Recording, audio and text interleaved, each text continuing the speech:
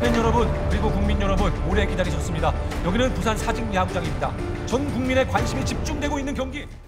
불안과 격동의 1980년대, 당시 온 국민과 언론의 주목을 한 몸에 받았던 빅매치, 바로 롯데와 해태의 경기인데요.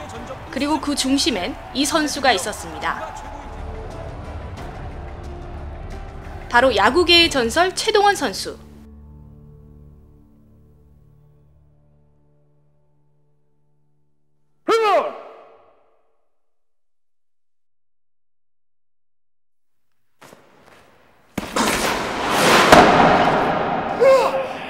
근데 최동원 얘기는 또 뭐예요? 너무하네.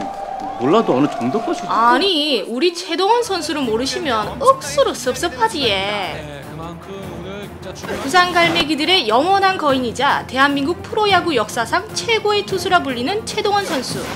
전설 속 그가 지난 2011년 대장암으로 우리 곁을 떠났다는 안타까운 소식이 전해졌는데요.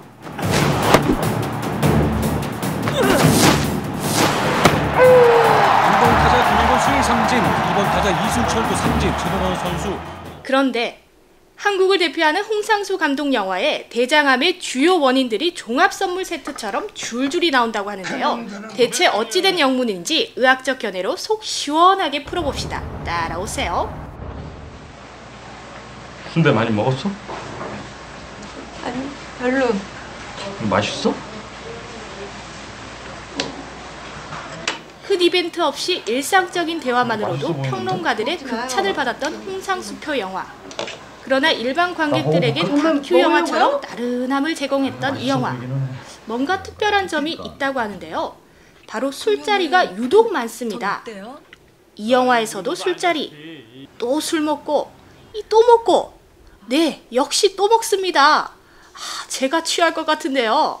그런데 이렇게 아주 일반적인 술자리의 풍경이 대장암 유발의 또 다른 원인이 된다고 하는데요.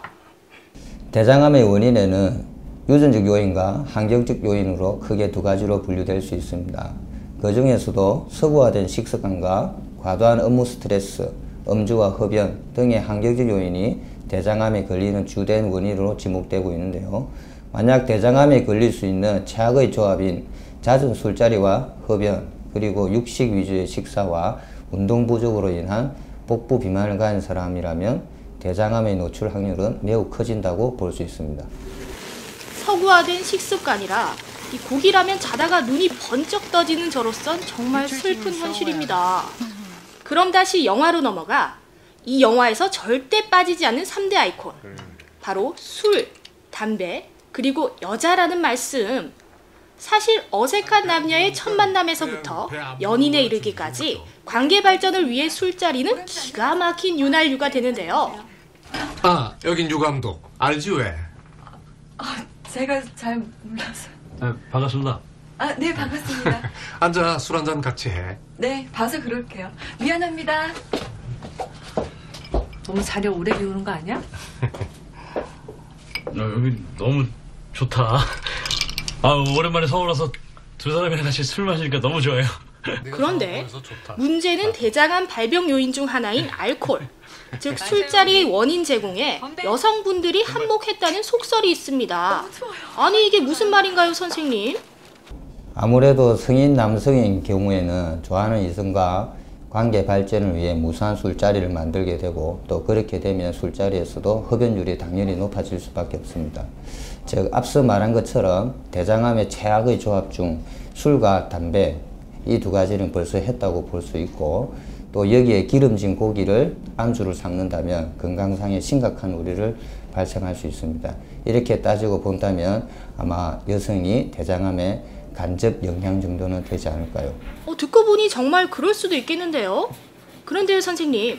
이 대장암이 발병 초기에는 특별한 증상이 없다고 들었는데요. 대장암 환자들을 보면 공통적으로 체중 감소가 특히 눈에 띕니다. 그 원인이 뭔가요? 일단 암에 걸리게 되면 시간이 어느 정도 지난 암에 대해서는 체중 감소가 오게 됩니다.